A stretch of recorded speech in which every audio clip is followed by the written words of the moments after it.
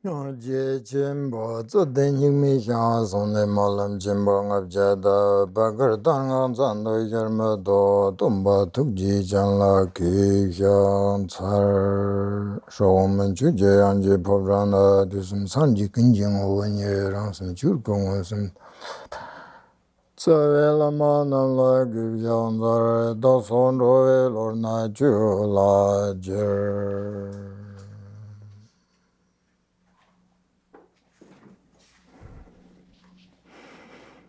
Good morning to all of you.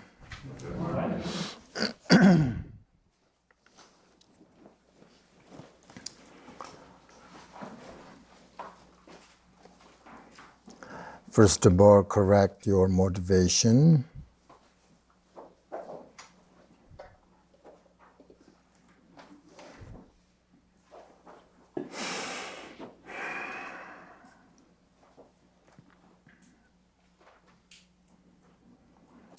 Again, we have gathered together at this place to celebrate our beautiful and fortunate lives and enjoy the teachings and meditation and so on and so forth.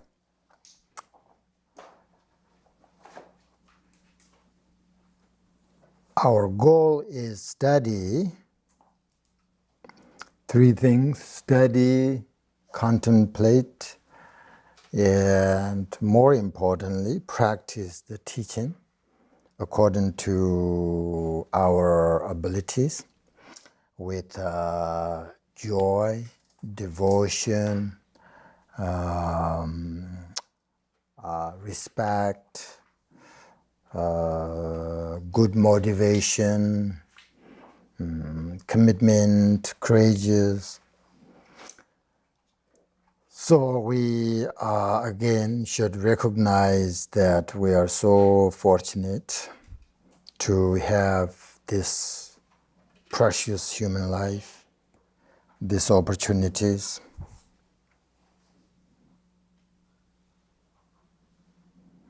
Very important.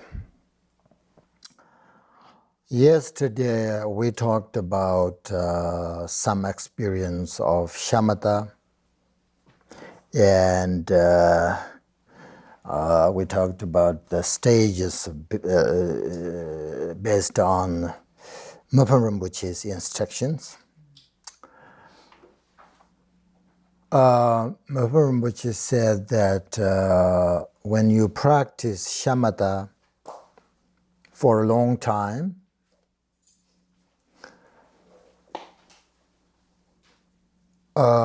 first clarity appears. Remember, is a mental object. Then second, as an object of the senses, and then third as an object of touch, right? We talked about that yesterday a little bit about, but it doesn't really matter actually whether you have these experiences or not.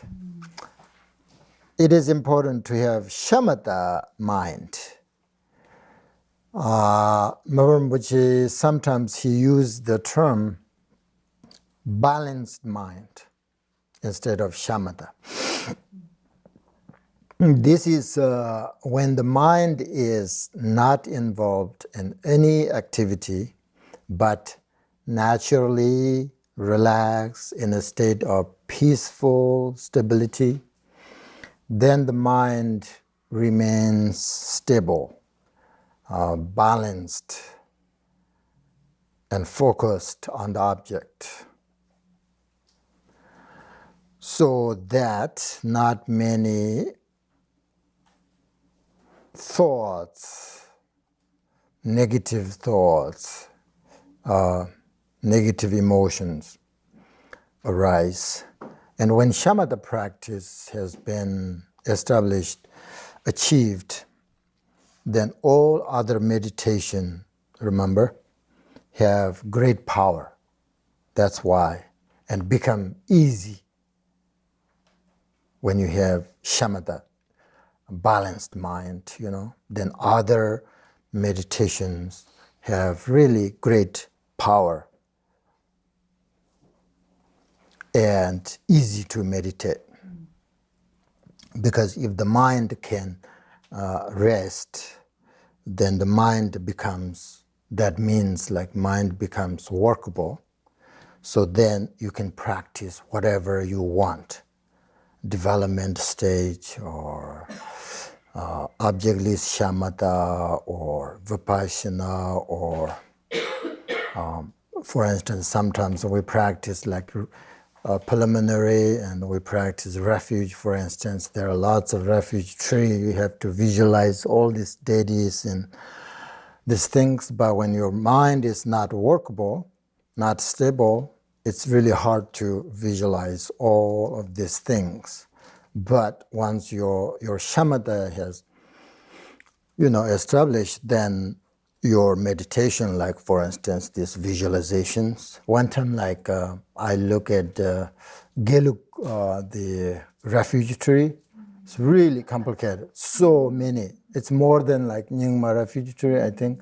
And then I asked my teacher in Kanchen Pamatse, who can visualize all of these things and why? It doesn't make any sense. It's just too much, He said, "Oh, you are so beginner."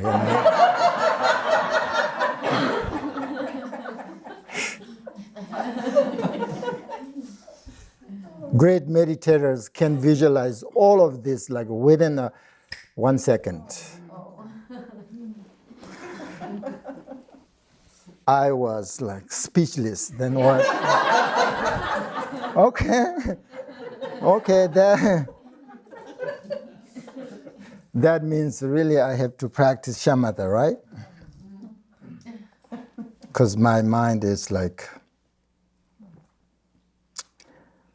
it's just not workable. So if that's why I think shamatha is really important, because it makes our mind workable, so then you can practice whatever you want. So therefore, according to the great master's instructions, we are supposed to be to achieve shamatha mind first. Remember yesterday, Khenpo there was said that. But the thing is, these days, that doesn't really happen. We are all over. Which means there are no stages, People practice dzogchen, practice mahamudra without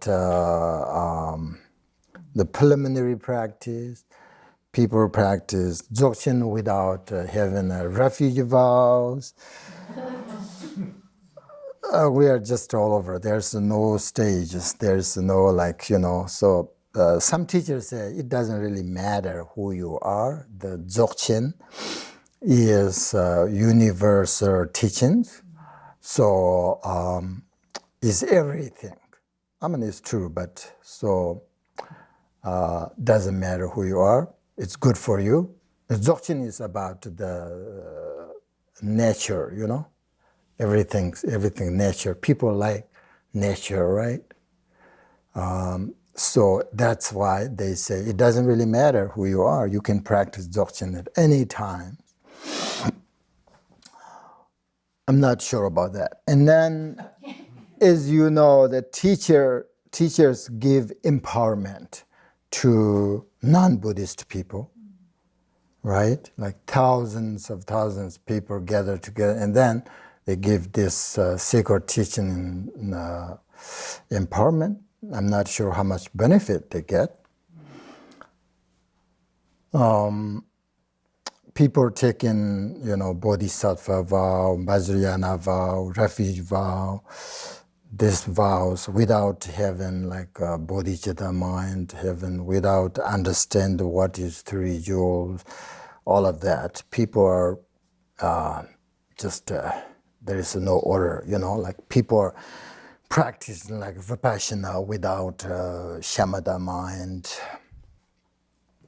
So teachers say these are just dharma, Dharma is like candy, If you like to eat sweet, then it doesn't matter how you eat it, right? So you have to eat it. So basically, they are saying that it is not important to take the stages of practice. You can practice whatever you want, right? So there are some people, teachers, saying that it is not important to practice like step by step, But I think it's not good idea, because if your practice are not based on the like outer preliminaries, inner preliminaries, then my teachers say your practice is not genuine, So therefore, I think once you have this, you take this process, stages, then your mind is so stable. You finish, you practice, you meditate on this, you finish it, and then you go to next, like that. So Buddhism is really like, especially Nyingma, the lineage, according to, there is a stages, there is a reason, because then your mind is not all over. You just very stable, focus on that, and then develop that meditation, and then you go to next. So you don't have to practice this and that, You don't have to receive all of these kind of things. So you just go step by step and focus on your meditation. So I think that's very good. But anyway, if you want to practice vipaśyanā, according to Shanta, there was this great teacher say you first, practice shamatha, right? And then sometime then you can practice vipaśyanā. So if you want to practice vipaśyanā, this is how you practice it. There are two ways you can practice vipaśyanā, I think. At least. One is kind of the Mahayana's way, means you have to understand emptiness, and then you can investigate, for instance, like your mind, your thoughts, your emotions, until you realize that everything arises from this great emptiness and free from sort of concept. So according to Mahayana, you start by analyzing, for instance, something like this house. For instance, in the beginning, you think of a house, right? House is a single whole. This is because you have not investigated. But when you do, you will find that this house is really made up so many things. And when you investigate, when you break these combinations down, and as you continue to divide all of these sections into parts, you will end up with a conceptual sort of particle that have no inherent existence. Then you meditate. Once you find that kind of like essence, then you meditate on that kind of realization. This is why in Heart Sutta we always say, right, form is emptiness, emptiness is form. So this is how to examine the phenomena and practice Vipassana. Mahayana's way, kind of. And then the other way you can practice Vipassana is kind of the way Dzogchen practice, which is you can practice Vipassana without investigating anything. You just look directly into the mind, into the phenomena's nature, true nature. And when thoughts and emotions arise, then you look at them, their essence, and you little bit like where do they come from, where do they go. When you look into sort of the mind in this way, then you reach the true nature of the mind. There is no mind. Once you find that essence, that realization, simply relax sort of effortlessly in this state and then meditate on that and have confidence in the true nature.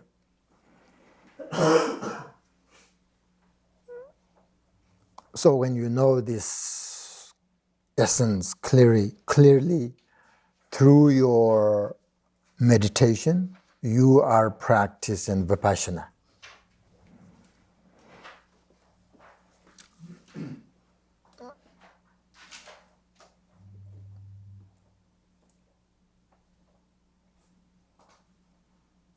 So, if you meditate in this way without effort or without like fear or discomfort, then you will discover that everything exists in one state of like equanimity. There is no means like equanimity through this meditation. You find like equanimity means like there is no discrimination. Then you are practice like you are meditating on Vipassana. But as I said, this is you need you need a good foundation in order to do this, right?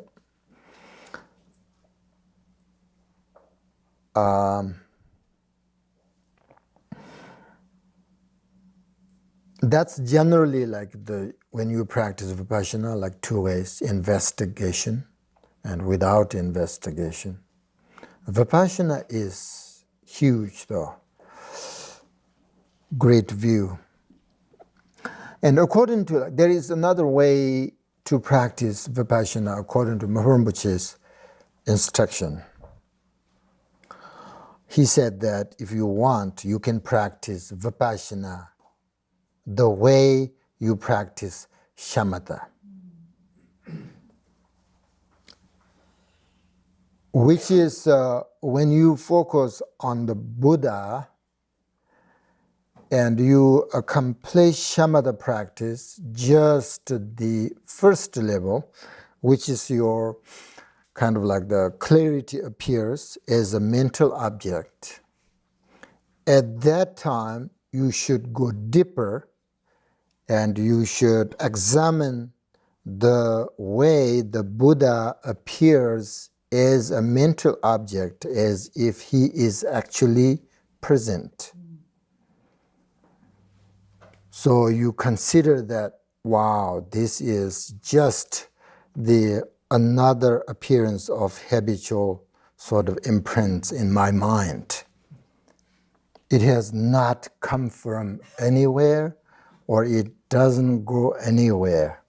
So when you examine it like that, it is not found anywhere at all. Means inside or outside. So it depends on the mind and appears entirely as a result of interdependent arising.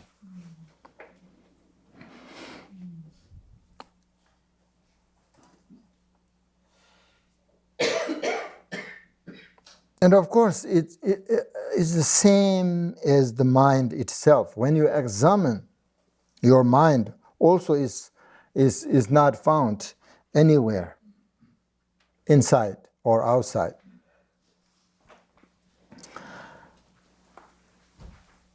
So this appearance, therefore, does not exist at all.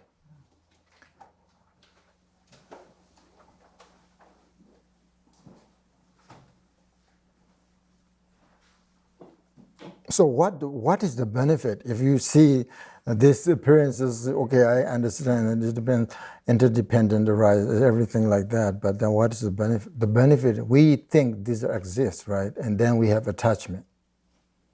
So through this meditation, through this realization, you can purify, diminish your attachment. I think that's the purpose.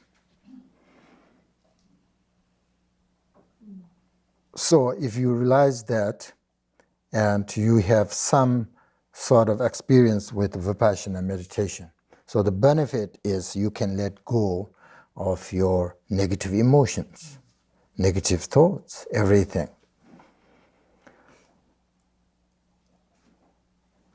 Because all this dharma, all these phenomena are no more than just appearance coming about due to the interdependent arising of their individual causes and conditions.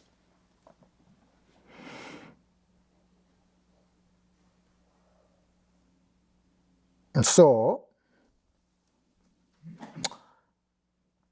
when they are properly examined, you don't find anything at all.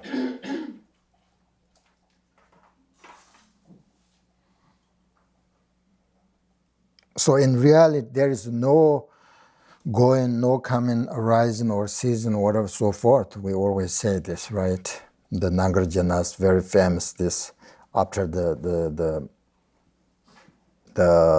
Heart Sutra. So therefore, Buddha said, all phenomena, all dharma are like illusions and like dreams. That means like nirvana, enlightenment, whatever you call it, as well as like illusion and dream. And if there is any dharma superior to nirvana, it too is illusory and dream-like. Buddha said that. Because some people, attach to enlightenment, nirvana. And Buddha said, there is no nirvana, there is no enlightenment. Everything is illusion. So means like you have to let go everything. There is nothing like it's like sky. There is nothing to stop. It's everything. It's free. Everything is free.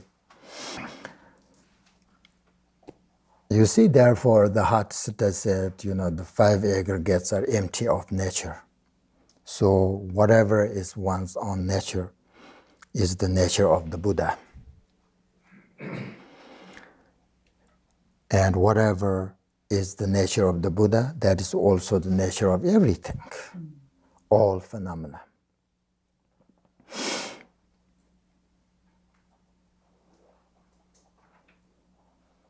But this is how you practice Vipassana, if you like. But in order to practice Vipassana this way, you really need good instructions from a teacher. Otherwise, there are a lot of confusions will arise without teacher's instructions.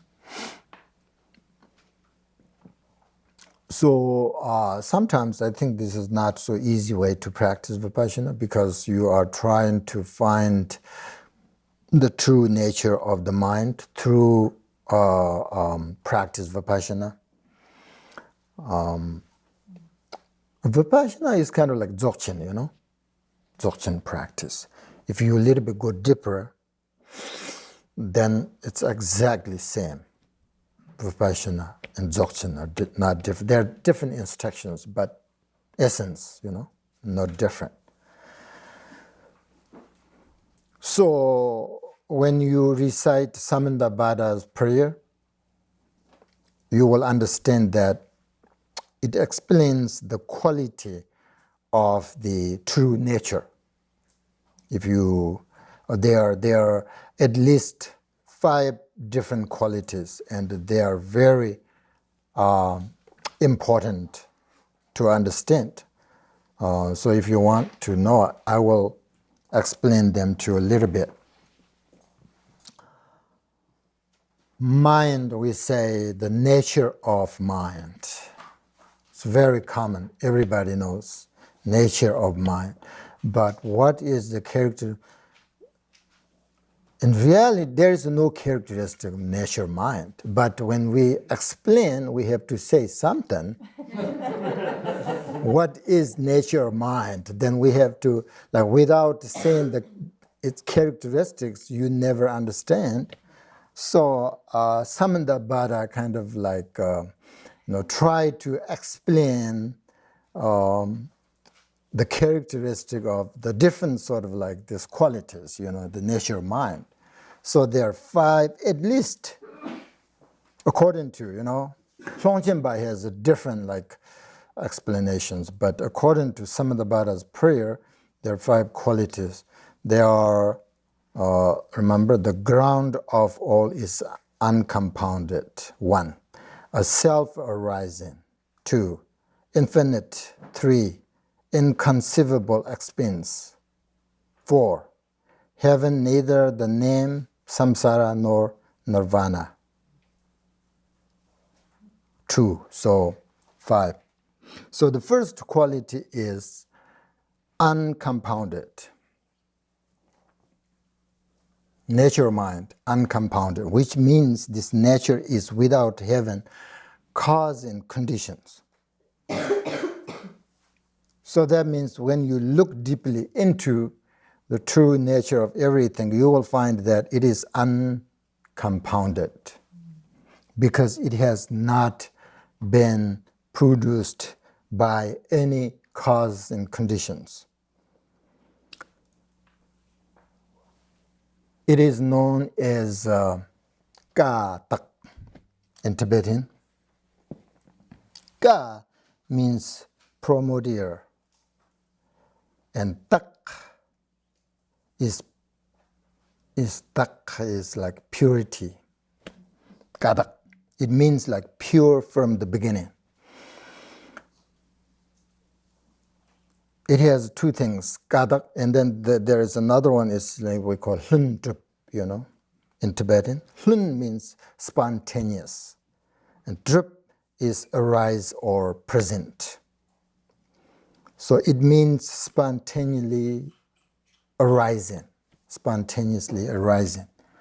So kadak and hlun drup, these 2 are the characteristics of true nature and the ground of both samsara and nirvana, right? So this true nature never changes under any circumstances or any situation. So it is beyond permanent and beyond impermanent.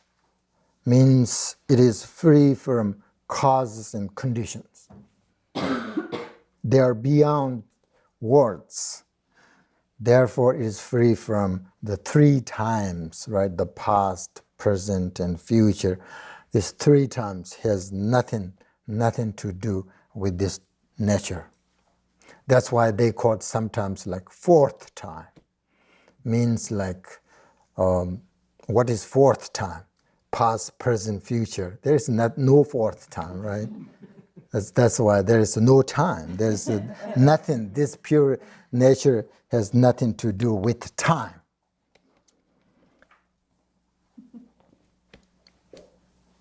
So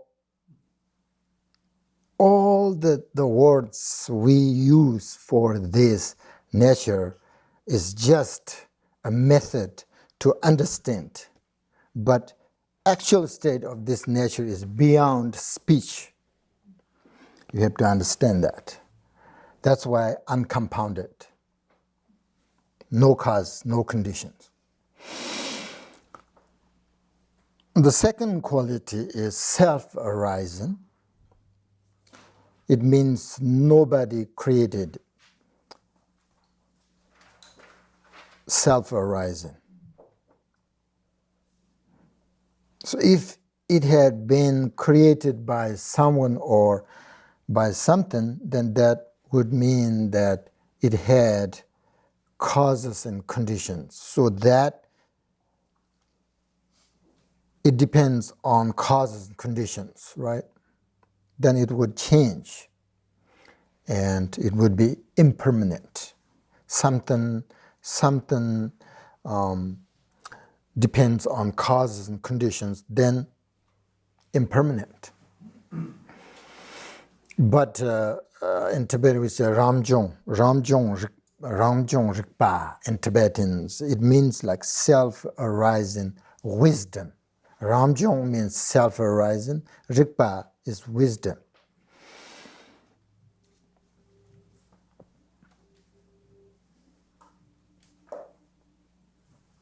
So Buddha said, when everything is destroyed by fire, the sky will remain as it is. Similarly, the self-arising, this Ramjong Rigpa energy of wisdom will never diminish under any circumstance. Therefore, in Samantabhada's prayer, do you remember? It says that if we are able to abide in this nature, then even if the universe is destroyed or falls apart, we will not panic or be terrified or suffer. So if we are able to remain in this nature, it doesn't matter if we are surrounded by pleasurable object, the five senses, we will not become attached. We can accept everything, whether it is positive or it is negative. We can accept everything. It doesn't matter. Because we are no longer experiencing anything as sort of dualistically existing. So therefore, self-arising, spontaneously, self-arising.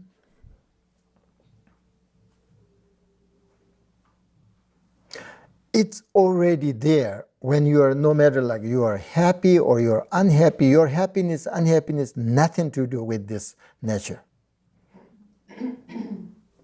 When you are so sad and overwhelmed with these negative emotions, but your self-arising nature mind is arising there, but we just don't see it. That's why when you have this kind of difficult circumstance, you go deeper and meditate on it, and then all dissolved, all gone, disappear, because it's nothing to do with this self-arising nature mind. So you are on nature mind, then that doesn't matter. That is second. And then third quality is infinite. Longyang Ramshong, Longyang Jodami, Kondi Ikimamit. Longyang, vastness. Longyang means vastness. It means you never find the edge of this nature or the kind of like borderline of this true nature. Longyang means like profound, like vastness, you know.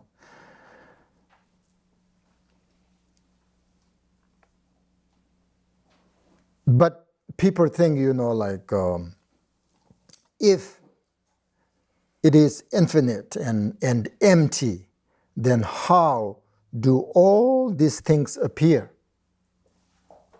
How, you know? But this question is actually based on relative truth, right? And the answer for that is they exist interdependently. Relative truth, relatively, all this appears because of interdependently, which means it is due to causes and conditions of our conceptions.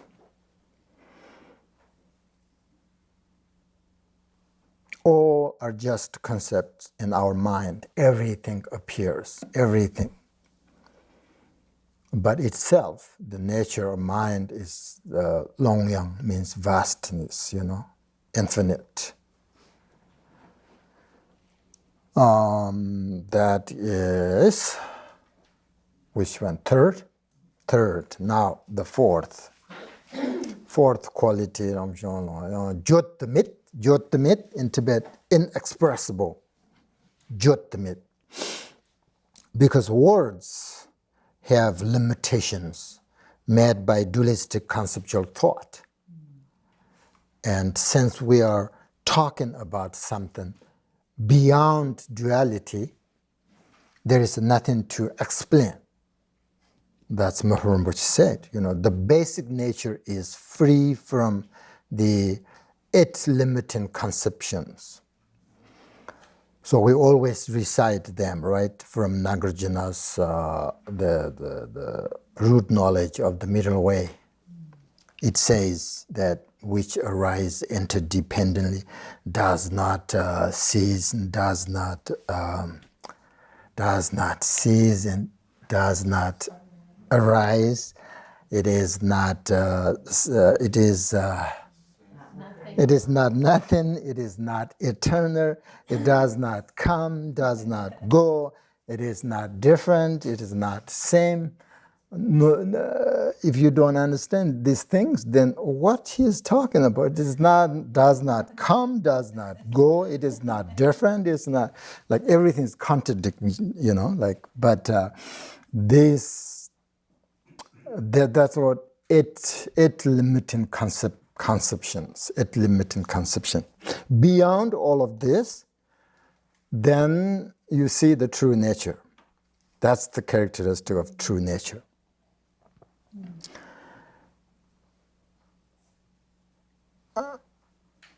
So absolute true nature is beyond every conceptual external and limitations.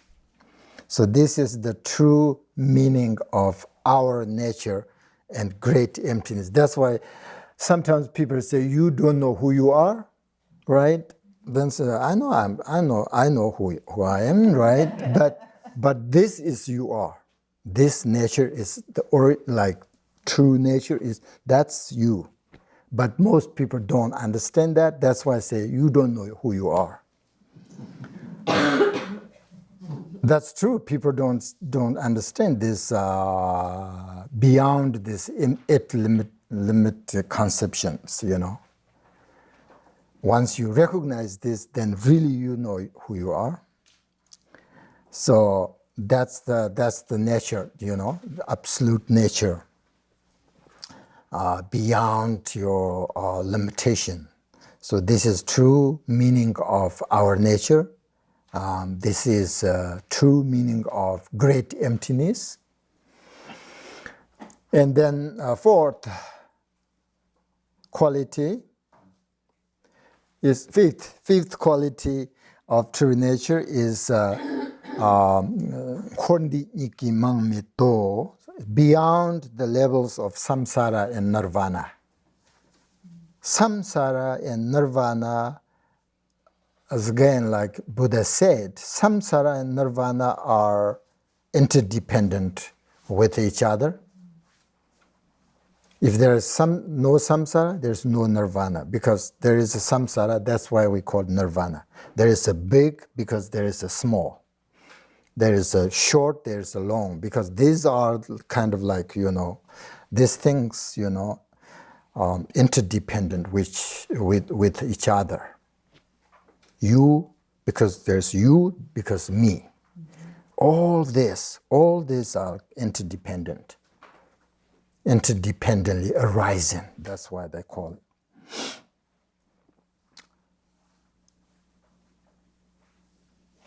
So samsara is result of a wrong point of view, relatively sort of like explain. Samsara is result of a wrong point of view. Nirvana is opposite of that. right? But it's just another creation, Buddha said, creation of dualistic mind. Right or wrong, it's another dualistic, mind, interdependent each other, right, wrong. So in this basic nature, even the name samsara and nirvana don't exist. Therefore, basic nature is free of samsara and nirvana. Buddhas and the sutras always say that if you need go to other side, and then you need a boat.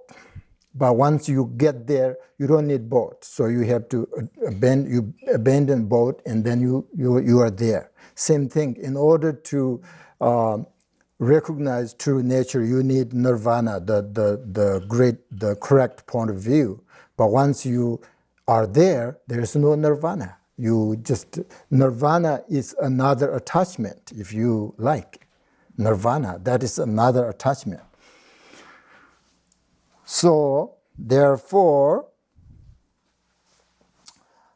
basic nature is free of samsara and nirvana, okay? So then what is samsara, not nirvana, samsara and nirvana? Then that's why speechless. You can't explain it. You experience, you can recognize. That's why individual thing. This is individual thing, right? That's why great teachers pointing out instruction. They sell it. This pointing out instruction is individual thing. So means you have to see it without sort of explaining, You can't explain, but you really see it. Like a mute person eats sweet, exactly he knows, right, what is the taste, but he can't explain. He can't explain. So if you try to explain, you can't explain. It's just beyond words. That's why you can't explain, because it's nothing to do with cause and condition. Not this relative. It's not nothing. It's this beyond the dualistic thing,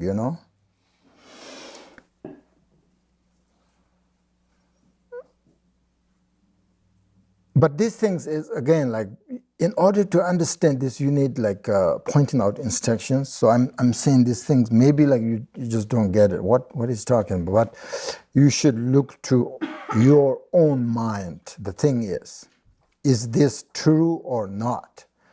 Don't worry about the teachings. Don't worry about these explanations, You just look at your own mind, and then you see, is this true? It's not true. I don't think you can explain if I say, where is your mind? If you really go deep in both ways, like Mahayana ways, Dzogchen ways, you investigate your mind or you look at directly into your mind, I don't think you can explain me. But you just recognize, you see it. So that's why these teachings are meant to be personal. Means it is directed at you. It is about your true nature. So you have to consider whether this is true or not.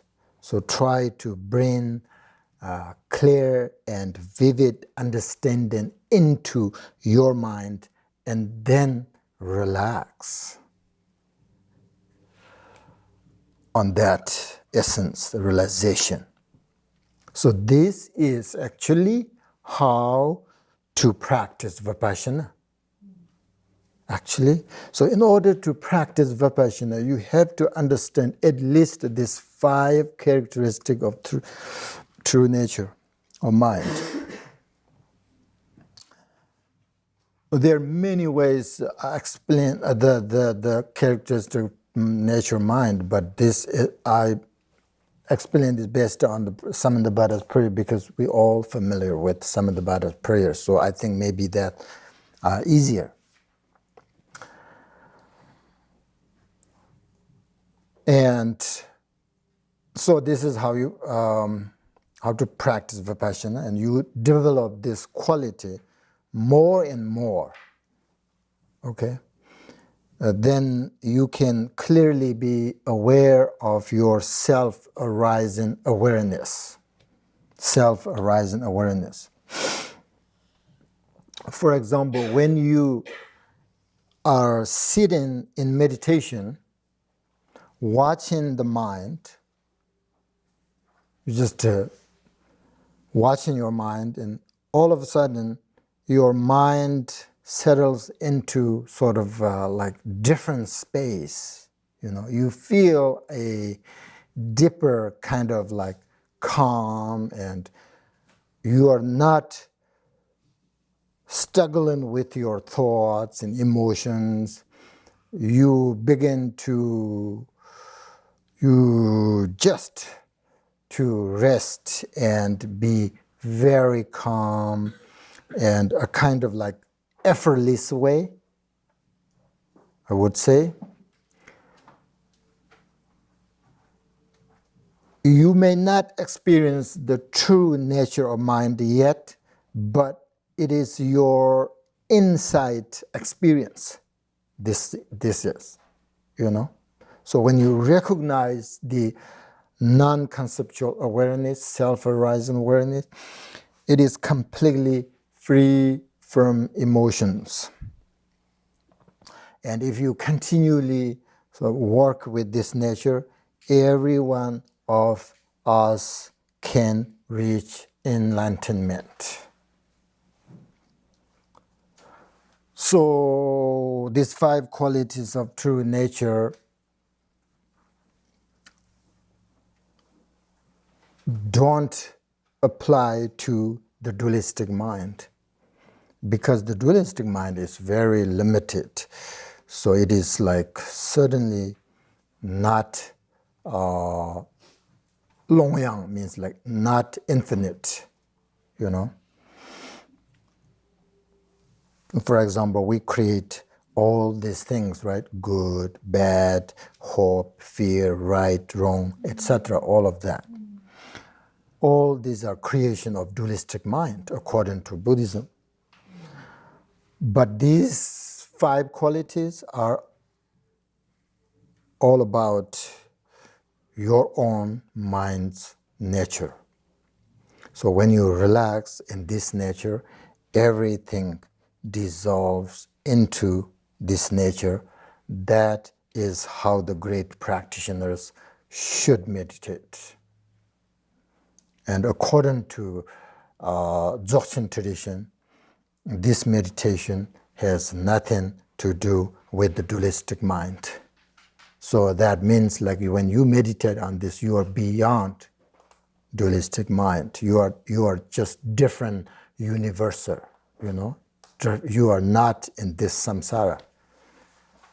Your body here still, but your mind is not experiencing the samsaric problems and circumstances. Even your body here, it's like a lotus flower growing in mud, right? The mud is like samsara, but lotus flower itself is free, beautiful stillness. That's how these great meditators feel. So you just have to merge into this nature and just be there in a natural way. And when you practice like this, you will reach enlightenment, just right there. You see, after Buddha Shakyamuni, he reached enlightenment, his first words were Sabjitupter Wasara Ndimashi Dutstavi Chujik Dakinit Sulatanjang Kor Manjurbi Murna Nagdab Nibrhya. That's his first teaching after reached enlightenment. So that means I realized the profound nature of peaceful. Sap means sapshya means peaceful. Sap simplicity, clear like luminosity, wasal. Ndimashi uncompounded. I have achieved that nectar. That means nectar, like realization. But if I teach this now, the ordinary people don't understand, so I'm not going to teach. So he stayed there 49 days without teaching. He said these first words and then he meditated. So these 4 lines actually include all the 3 well of Dharma teachings. The first sap, shya, tutor, sap, shya. There is Hinayana, Mahayana, Vajrayana teachings. This is the most profound his teaching because included everything. So that is his first teaching after he reached enlightenment. So it's very good though. These teachings, usually you don't receive these teachings though without taking the stages of practice according to my lineage. But I think you are amazing.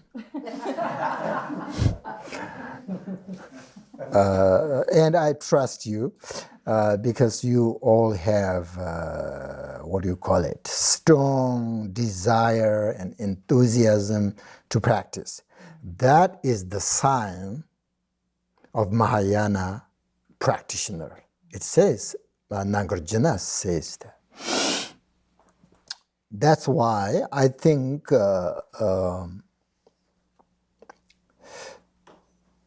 we are clearly like Mahayana practitioner, and we have bodhicitta mind. So that's why. But I just let you know these are very profound teachings. If you understand them, that's it. That these are just like, it's not like individual like teaching, like pointing out instructions, but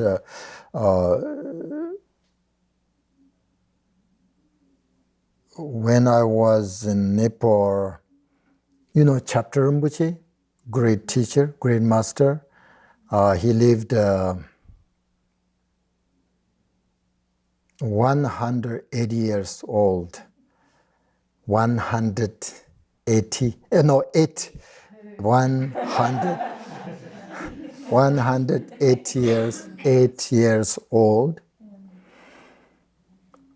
His whole life,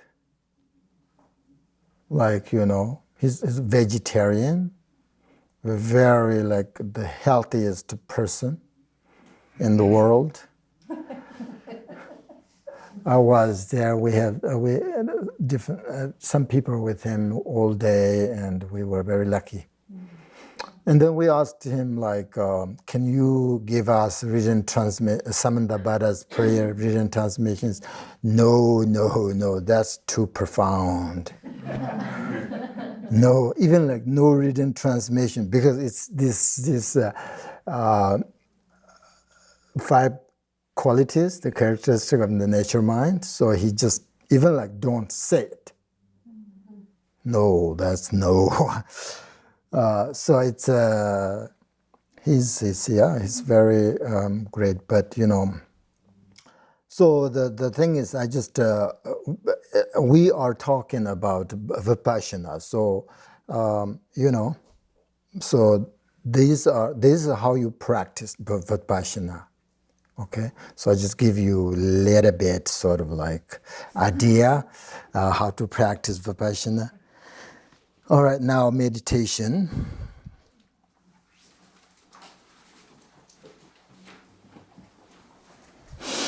Okay.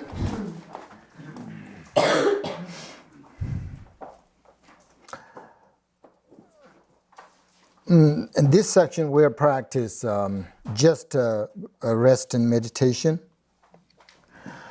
for 5 minutes. Okay, I always let this section. I always talk too much, so because I think I have more energy, maybe, but you have more energy, so that's okay, right? So when you meditate. If you find that your mind wanders a lot, it is absolutely fine. Don't worry about it. And be tolerant of yourself. What you need is bring your mind back. Try to relax your awareness. The essence of this meditation is awareness, right? Rest and meditation. The essence of this meditation is awareness. That is also vipaśyanā, kind of vipaśyanā meditation. Okay? So this meditation is called rest and meditation because you are not doing much in this practice other than sitting and looking at the mind. So when you look at your mind, okay, look at your mind, you're already without thought. Don't focus too tightly, too loosely. This always remember, you have to remember this balance. Just stay in relaxation and don't hurry. Remain very relaxed and let your mind rest in a more sort of peaceful state. And you can pick up your mind and just focus on your mind and don't follow any thoughts when they arise. Just hold your mind, kind of like, hold your mind means like focus, don't forget it. Otherwise you can't hold your mind, but means like don't forget it. Look at your mind, don't forget it. Means with mindfulness.